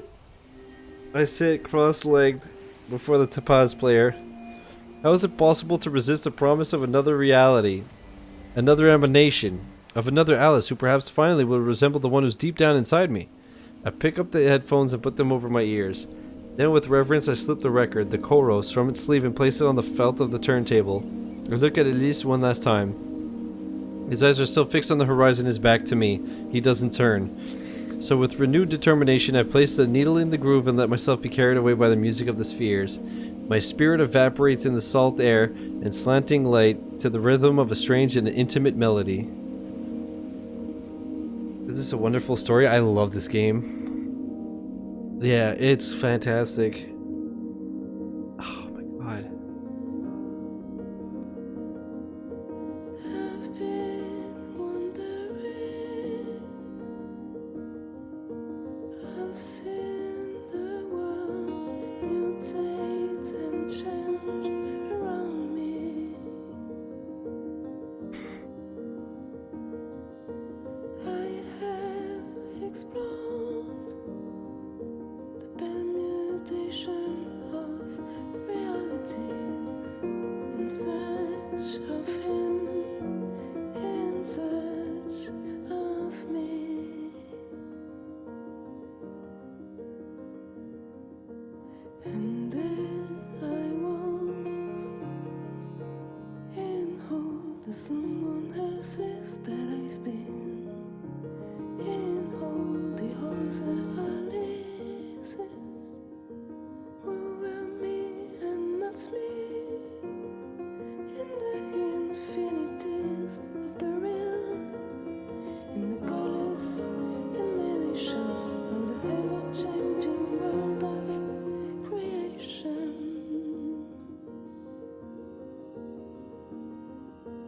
Eyes kids around, different paths leading into different presents, different tracks on the playlist of my life.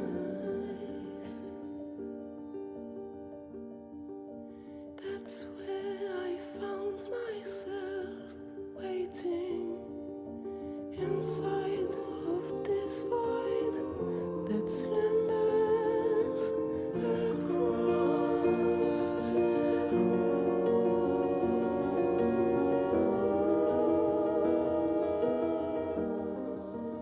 roofs.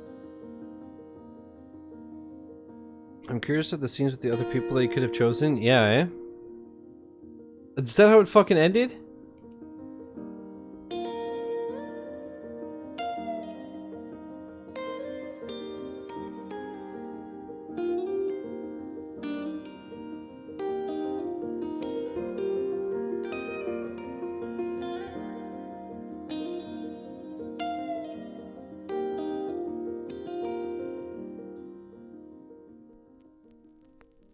I wonder if I could shoot. Let's see if I can continue. Can I not?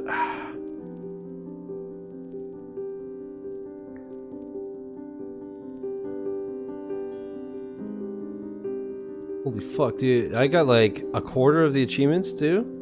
Maybe half?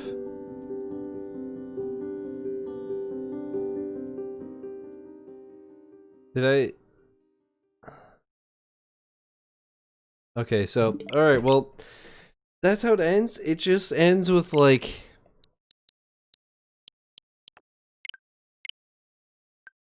I guess it's just that like it could be anything.